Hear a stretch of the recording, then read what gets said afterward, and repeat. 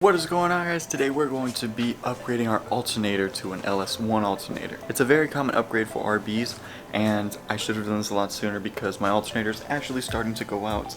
I'm gonna see if I can get a clip for you to explain exactly what's going on, but it is so annoying. So you can see our voltage there, we're at just under 12 volts, and then we go and start it.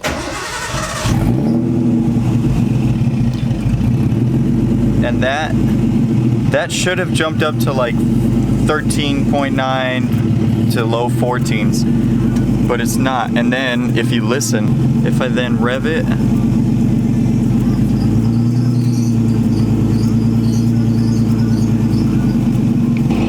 you can see now it's at 14 volts, but then when I turn the fans on, it drops back down.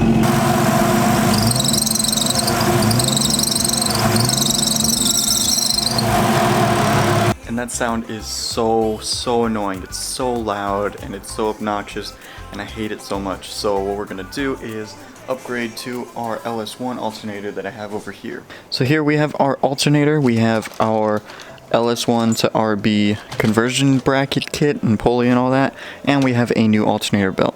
This alternator is off of a 2004 Pontiac GTO, which is an LS1, the 5.7, and that year uses the same plug as the RB, so it'll make this a super easy install.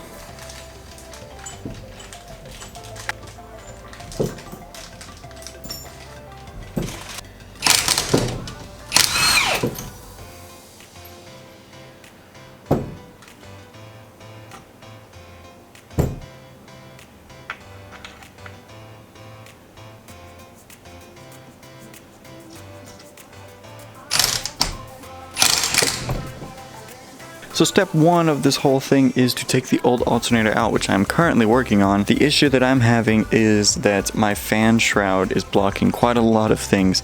I literally cannot take the belt off without taking the fans out, and the bottom bolt for the alternator I can't take out without the fans out. But on this bracket there is normally a bolt going that way, and you'll have to loosen that, as well as one going forward. You'll have to loosen that so you can take the alternator out, as well as the bolt on the bottom. Now we have all kinds of room, so we can literally just take this bolt here and just pull it out.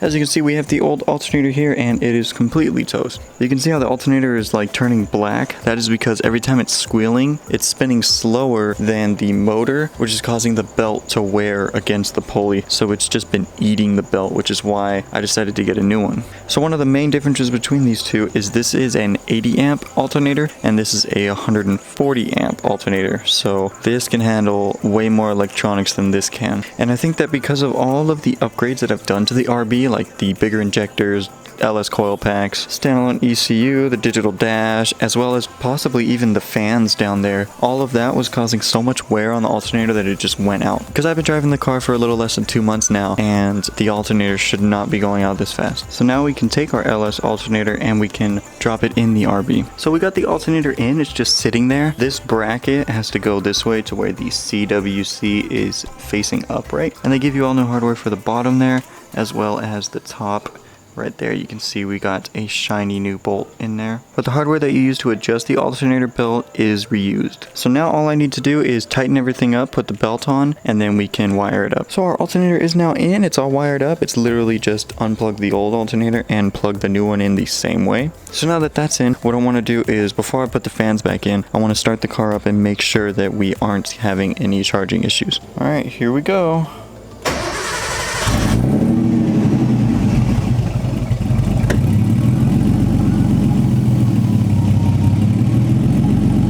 So that seemed right, but I want to see why it did that. It like turned on and it kind of like wanted to die, and then it started going again. So let's see if it'll do that again.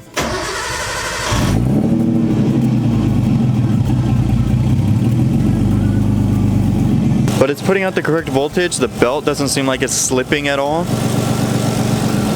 So I think that we're good. So what I'm going to do is I'll turn the car off, put the fans back in, and then start it again and turn the fans on and see if that changes anything. So I threw the fans in real quick, so let's start it up and let's see if it makes any difference.